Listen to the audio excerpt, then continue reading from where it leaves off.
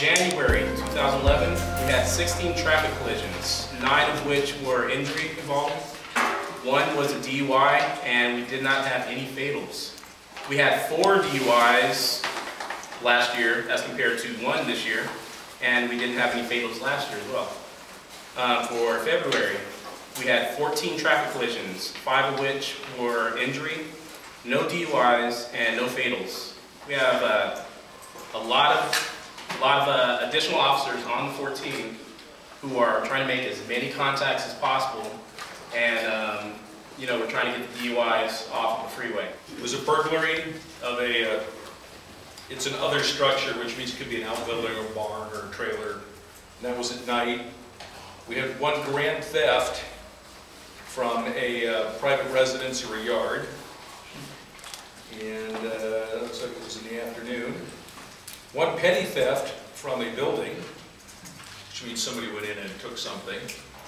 And 1 reasonable cause arrest, grand theft of an auto or motorcycle at basically the 14 in Soledad Canyon. I handle the land use issues, the public works issues. I know right now Aguados is going through its CSD.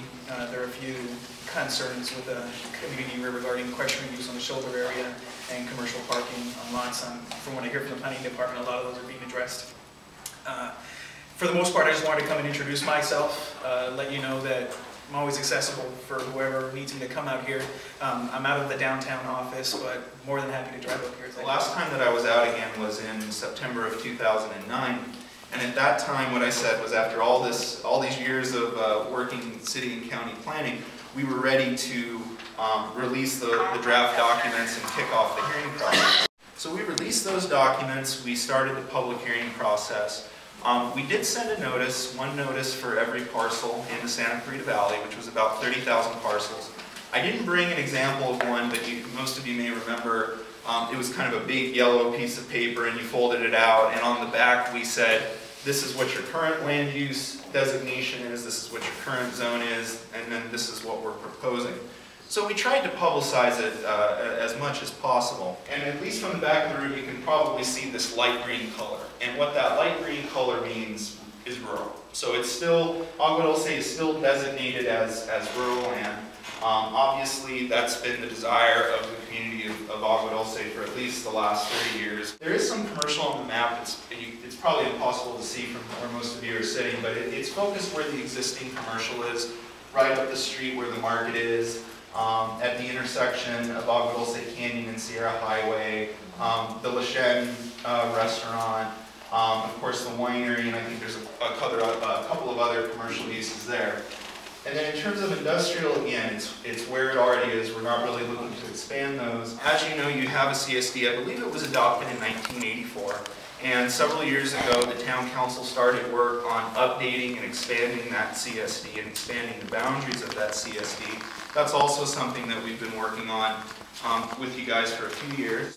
We'll be back out before you, probably in about another month, to present the revisions and get your feedback on that. The only changes to the CSD will come from the town council's draft. And CSD, a community standards district, is an overlay in the zoning code. So again, this is the long-range plan, which is kind of the first layer, and then CSDs are part of zoning, which is the second layer. And I guess the best way to put it is that this plan is more 20 years out, very broad in terms of goals and policies of what we want to see over the next 20 years and what we want development to look like. Zoning and the CSD is much more specific. Lays out very specific rules like your setback is 15 feet. What requests has the town council made and how have we handled those? So going back to September 09 when I first came out here, as I mentioned, we've received hundreds of letters since then. The letters that have come in between September of 09 and December of last year, and this is on our website, and I'll give you the website address. We actually went through comment by comment and did a staff response. And so that was for our planning commission. They're saying, here's the comments that have come in, here's staff's take on it. And as I mentioned, it's not over. Staff's recommendation can be overruled, and often is. We had a presentation from the ranger Sandy, and she showed us exactly the footprint for the new building and brought us up to date as exactly what was coming on. There was going to be a meeting next Wednesday with the Arts Commission again to actually show us what they have come up with. You know, last time we told you they were going to do some kind of a fountain out front. Right. And so they had this 2 months in order to actually do a prototype, and that should be next week. Time frame as to when it's supposed to be, you know, like Sandy is going to be here, and a couple of the people from the parks, and they'll probably be the ones to definitely ask. To my knowledge, they were supposed to have started. I just found the exact figure that Rosalind Wayman had given me regarding what did the EIR or SAFOS cost, and it's $556,500. And then, Judy, the other thing I couldn't remember that I asked you today, at the January meeting, I also asked what are the plans for a security system, and apparently the county had nothing.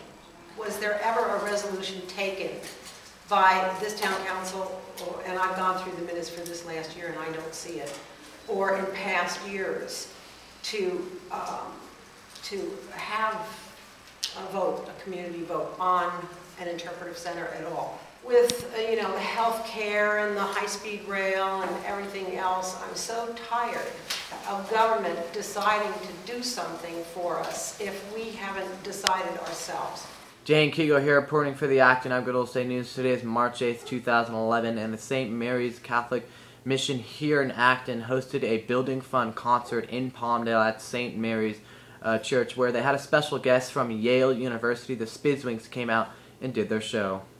Hi, my name is Max Henke. I am a sophomore bass from Excelsior, Minnesota. At Yale, I'm double majoring in sacred music and philanthropy, and when I go, I'm going to be organ donor. And my name is Marcus Bozel. I'm a freshman graduate from Coos Bay, Oregon. At Yale, I'm studying geology, because when I grow up, I don't want to take life for granted.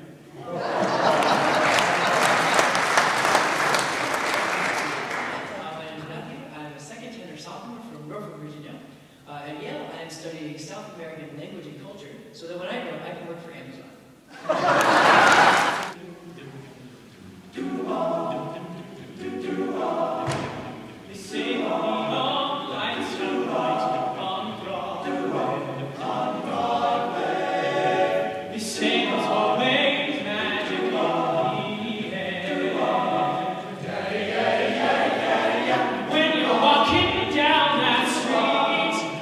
You can